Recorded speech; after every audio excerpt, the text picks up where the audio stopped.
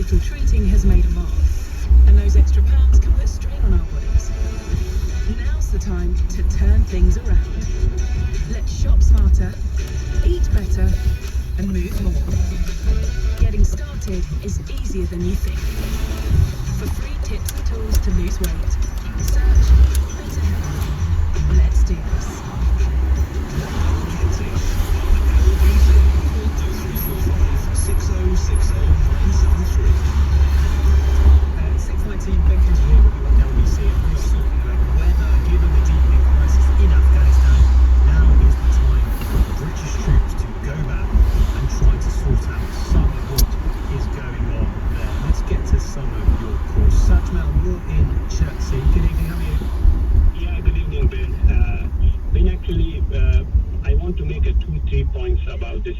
Situation currently which is going in Afghanistan.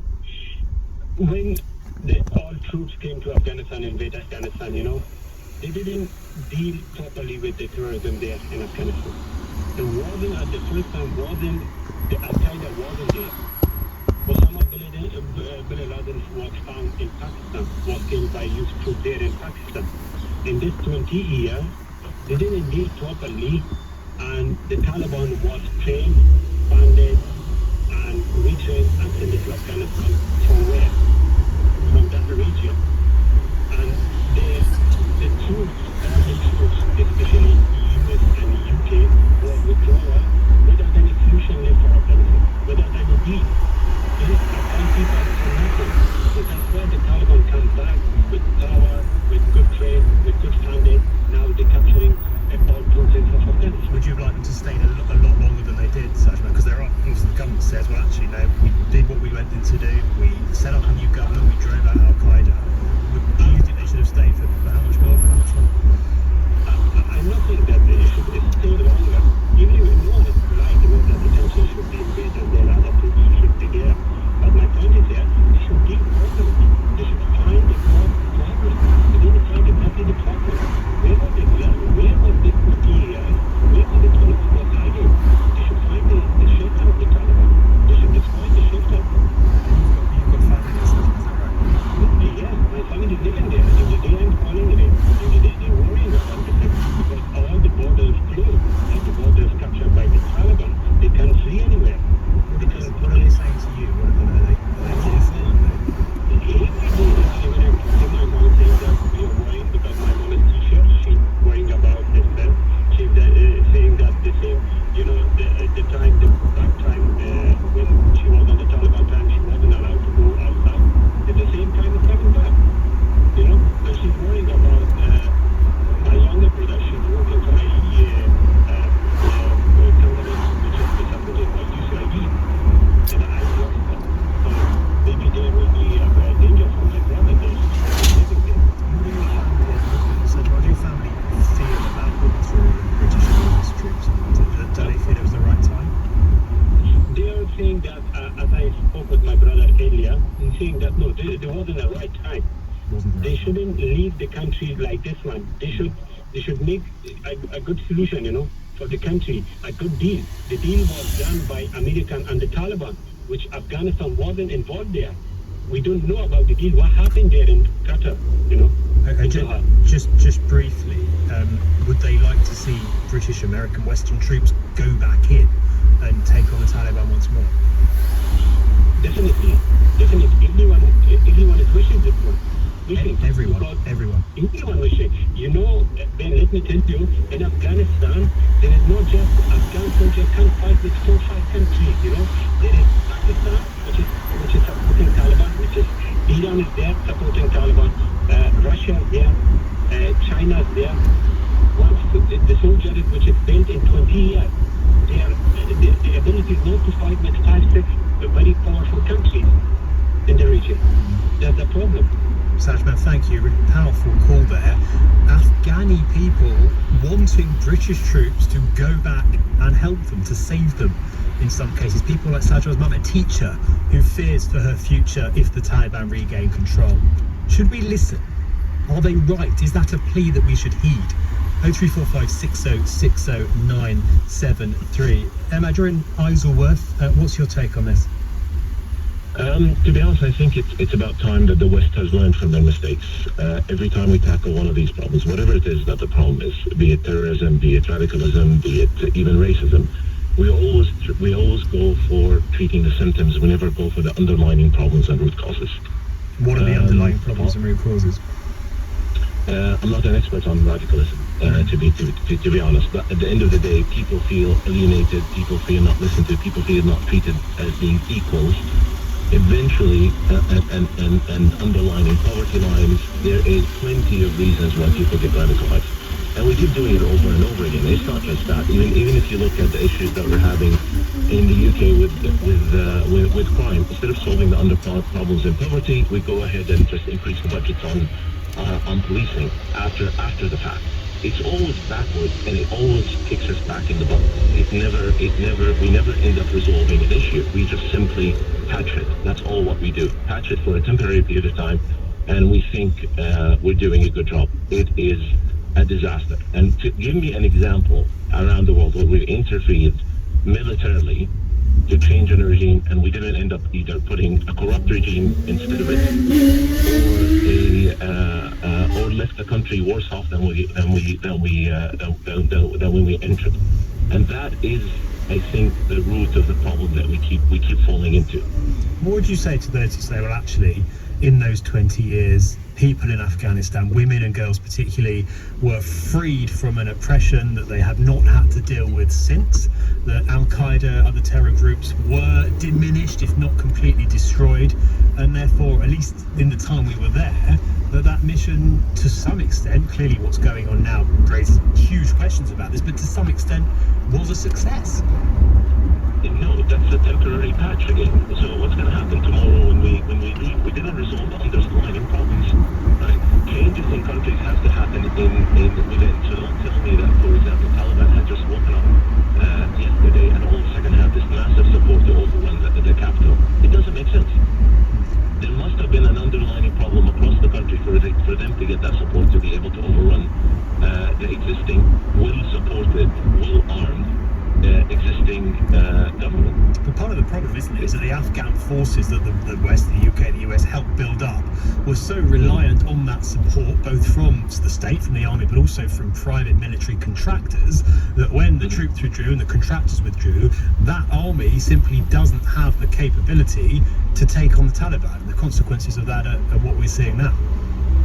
To be honest, that doesn't add up, because if you truly believe for the cause that you're fighting for, and if you have, I mean, don't tell me that the Taliban has access to better equipment than whatever the West has given to the existing government. That doesn't add up, right? But they haven't given it. That's the point. They were there to provide it. But if the people on the ground who are supporting the Afghan army, the Afghan Air Force, with that equipment, with those supplies, if that dries up, then it's a battle that the Taliban starts to believe it is winning, and it is winning. So here's the question: is what is it the Taliban has that the West hasn't provided to that, and where did they get it from? Well, weaponry, manpower on the ground. They are rampaging across the country. They've clearly got some sort of military advantage, because they are, as we was hearing at the start of the show, they are about to probably seize control of the whole country. The battle on the ground for those people fighting it is mostly about when you're talking about weaponry that is not advanced. We're not talking about massive air forces. That the Americans are giving support to the existing government. The battle on the ground is a battle of count. How many people do you have that's supporting you? And that is what is happening. And if you look at some of the news coming out, existing Afghan forces are leaving the army to join Taliban. What does that tell you? Well, it's clearly a huge problem. But stay on the line. I just want to bring in Peter. Peter, you think we should go back into Afghanistan? Is that right? We should never have come out. So, but should we now go back in? Of course, we should never have come out. I mean, you've got Biden, who pulls Boris Johnson's strings, and Boris Johnson has sent our troops out. 20 years have been undone overnight. In an instant. You know, we should never have come out. You've got President Biden that is pulling Boris Johnson's strings, and we should never have come out of Afghanistan. Now what have we got? So even given the inevitable death toll, the money, the bloodshed that would involve in going back in, you still think we should? Of course, we shouldn't have come out because the death toll now is massive in Afghanistan. There's people being killed as we speak in Afghanistan because President Biden, everybody turned around and said, "Oh, blimey, you know, you've got everybody is actually turning around and saying that you know they should come out of Afghanistan." Well, they've come out of Afghanistan. I'm afraid as we speak, there's people being killed in Afghanistan. Peter, just going to bring Ema back in. Ema, what do you say to that? You heard Peter's argument there that death toll is rising. It's huge. We have to do something. I think I agree with Peter. We have to do something, don't we? To be honest, it's not a question if we should have never gone in to begin with. No, we should have never come out. Going in every single, I'm asking again, give me an example. We have done a permanent solution for somewhere that has actually, through a military intervention, has actually helped putting in a country on the right path. Peter, very briefly, a response to that? Yes, I agree with that. I mean, we should never ever have pulled out. We've got a bully that is there in Afghanistan at the moment. A bully, and how do you deal with a bully? You suppress the bully. You don't pull your troops out. You've got Biden, who has suddenly come into power, and he has pulled the troops out, and now you've got a big problem. Talking to Joe Biden, we are going to be speaking very shortly to John Bolton, Ambassador John Bolton, former US National Security Advisor to President Donald Trump. That's coming up very shortly. But I also want to know what you think. You had very different views there. Peter saying even if it means more bloodshed, more billions of pounds being spent, we have to go back into Afghanistan. We have to go in and try to rescue the Afghani people from the Taliban. Emad saying we should never have gone in the first place. We should learn our lessons and stay well out. Where are you on this? Let me know. 0345 6060 973. We'll be speaking to lots more of you and Ambassador Bolton after the 6:30 news, which is coming up from Tim Humphrey. It's emerged one of the 5 victims, a man in Plymouth shot dead, was his mother. Jake Davison also killed a 3-year-old girl last night. The Prime Minister has chaired an emergency meeting about the Taliban's growing presence in Afghanistan. Fighters have taken its second largest city, and UK military personnel are helping British nationals leave the country. A serving police officer has been found dead at a house in Kidderminster along with a 3-year-old child. Detectives say the 39-year-old man was with the West Mercia Force. LBC Business Update. With Direct Line Landlord Insurance. Rest easy with tailored holiday home cover. Greta Monge says a temporary pay cut put in place during the pandemic will become permanent. Sandwich chains stopped paying workers during their breaks last September in order to cut costs. Managers say the policy will stay as trade remains significantly below pre-pandemic levels. The weather, heavy showers in the northwest tonight, dry with clear spells elsewhere, light rain moving into Wales and the southwest later, a low of 9.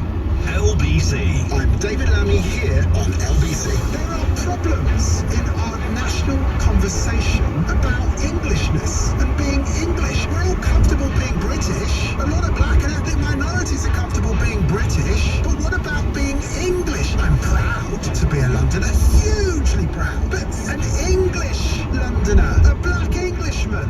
Join me, David Lammy, tomorrow from 4. Listen on your radio and on Global Player. LBC. Picture the scene. Warm summer sun, the smell of sea air, and ice cream. Ice cream with sprinkles. It feels so good. Know what else feels so good?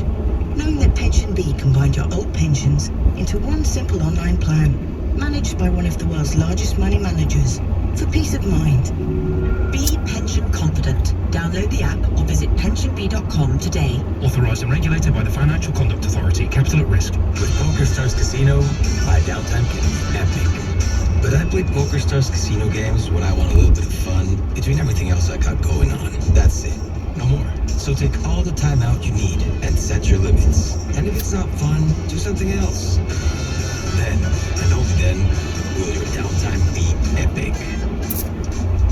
Find out more at pokerstars.uk/playsafer. 18+ Class B, gambleaware.org. Play responsibly. It's time to start thinking about swapping your lounge for your lounger and spoil yourself rotten.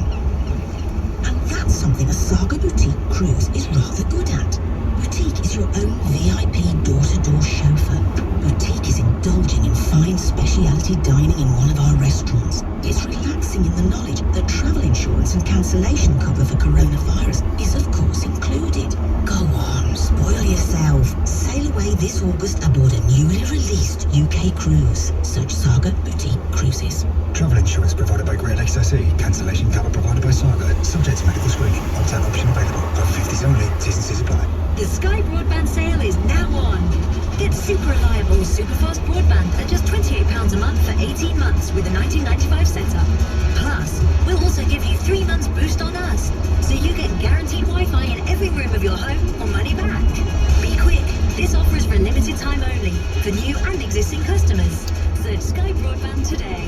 Ends 9th September, £33 per month after month 3. Money back on boost paid up to date of claim. Separate 18-month contracts. Prices may vary. See sky.com. Hello, mate. Right. How's Uber driving treating you? Not as well as you by the looks of it. Nice jacket. Yeah, well, I've saved a bit on my insurance. I'm with Zego now. Zego? Z-E-G-O. Perfect for our line of work. They do annual, monthly, even weekly policies, so they're really flexible. And are they on Uber's new list of pre-approved providers? Yeah, and if you drive well, with Zego, you could save even more money.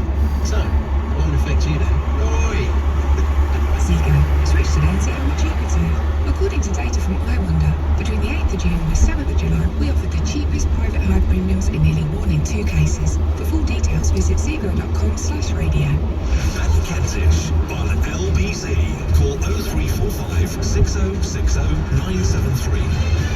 6:35, we're talking about whether Britain should effectively go back to war with Afghanistan, given the events going on there next week. Paul on text says, come on, seriously, why is everyone so shocked that the Taliban have taken back Afghanistan?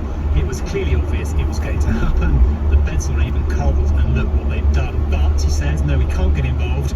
We go in to sort it out again, come home for it all to start again. We'd either do it properly or not at all. And on tweet suggesting that the only future involvement, this person says, we should have in Afghanistan is bombing them and using drones to take out the Taliban leaders. Now that's a bit crude, but effectively that's an argument. No, we shouldn't send troops in, but we should get involved militarily, perhaps from a distance of thousands of miles using drones, in order to support the Afghan government against the Taliban. Is that a middle ground solution? Going to go back to your calls and texts in just a moment. But first I want to bring into the conversation John Bolton, Ambassador John Bolton, former US National Security Advisor under President Trump. Ambassador, thank you very much for joining us tonight. What's your take on the events that we've seen unfolding in Afghanistan in recent days?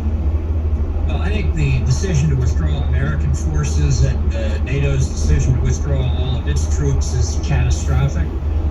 It'll be catastrophic first for the people of Afghanistan. You can see that happening almost minute by minute in front of us. But from the perspective of the United States, the real threat may come after Taliban takes control and allows ISIS and Al-Qaeda once again to have sanctuaries in Afghanistan where they can form rear bases to plot terrorist attacks around the world, perhaps up to and including something on the scale of 9/11. This has been the real reason for 20 years for NATO to stay in Afghanistan. I wish no harm to the Afghan people, but our presence there gave them the collateral benefit of being safer while we tackled the main challenge, which was the terrorist threat posed by the Taliban. Is it inevitable that the Taliban will do what you say? Is there not a sense that perhaps they've learned from the last 20 years that they won't be as receptive to allowing those sorts of groups to take hold in Afghanistan again? I don't think there's any chance of that. I mean, that's the main argument of the Biden administration, which is saying incredibly now that, the Taliban have to think about how they're viewed in the international community as they take control. They couldn't care less about the international community. We don't have hard information now, but we do have reports from some of the district capitals and provincial capitals the Taliban have taken in the past couple of weeks, incidents where Afghan army soldiers have surrendered and the Taliban have summarily executed them. Reports of women being sold into marriage, wide-scale rape sort of, Taliban doing what Taliban does. And I think as the central government collapses, we're going to see more of it. I'm very worried about what's going to happen in Afghanistan for the people there. But again, strategically, from the U.S. point of view, from NATO's perspective, is what will happen to us after Taliban take control of it. Can you sort of quantify that risk that you talked about there, the security risk, not of course just to the people of Afghanistan, which is very apparent, but also to us here in the UK, in the US? How big a security threat are the events of recent days in your view? Well, I think it starts with understanding Taliban and other terrorist groups like ISIS and Al-Qaeda. They are motivated by a radical theological agenda, an ideology. This is one of your earlier callers were saying, well, they're so much have so much more support than the Afghan army, and it's a demonstration that really they're the more popular in effect. They're not. They're a small fanatical minority, but it's their very fanaticism that gives them an advantage. Their willingness to engage in barbarous activity, and the fear that they instill based on years of rule in Afghanistan during the 1990s. That's what people are afraid of. And now the West is pulled out. And in the case of the United States, I think this is true in the case of Britain as well, we are doing everything possible to bring out our interpreters and their families and others who worked with us during our years in Afghanistan. I think that's the right and proper thing to do. It would be dishonorable not to do that. But what is the signal that sends to the average Afghan? That the U.S., Britain, NATO don't think they can protect the very people who helped them in Afghanistan. What does that mean for the average citizen? It leads them to conclude rightly that they have no real security. The Taliban are brutal. They don't have any trouble demonstrating it. Of course, they're winning by intimidation.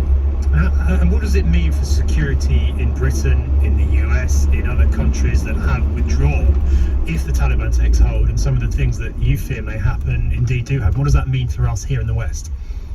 Well, I think, in effect, the situation in Afghanistan is very likely to return to what it was before 9/11. Taliban in control of all or much of the country, and outside groups like Al-Qaeda and ISIS, which have been in parts of Taliban-controlled Afghanistan already and across the border in Pakistan, will come back in and in relatively safe rear base areas, I think, will grow in size, and their ability to plot terrorist attacks worldwide will continue. If you had seen any indication that Taliban's ideology had cooled, that would be one thing, but there isn't any sign of that. And so, just speaking as someone who was in the State Department in Washington on September the 11th, 2001, less than a month away now from the 20th anniversary, I could see from my corner office at the State Department that day fire and smoke from the Pentagon. That's what I think about when I think of Taliban retaking control in Afghanistan. You criticised the decision of NATO and US troops to withdraw. Do you blame President Trump or President Biden for that? I blame them both. I think if Trump had been reelected, he would be essentially doing the same thing Biden is doing. He wanted out.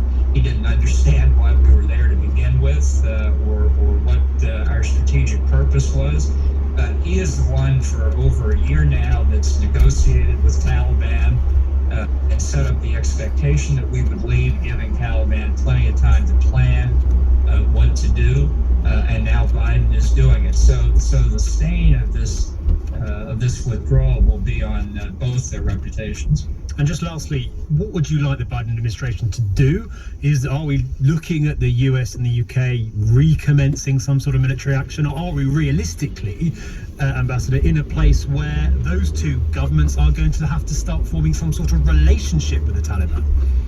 Well, my view is if Taliban takes over, they get no assistance from the United States, so we didn't recognize them diplomatically before, and I don't think we should do so again. I think we've got to try and do externally what we can to contain their ability to influence Pakistan, which where radicals there could be emboldened by an Afghan Taliban taking control, and what might happen in in Iran. I don't see any realistic prospect of going back in. I think the Biden administration has hopelessly botched the exit after believing that the Taliban would negotiate its way back to power. Now they're so surprised they're going to send 3,000 Americans back in, having just withdrawn 3,000 Americans to get the embassy evacuated.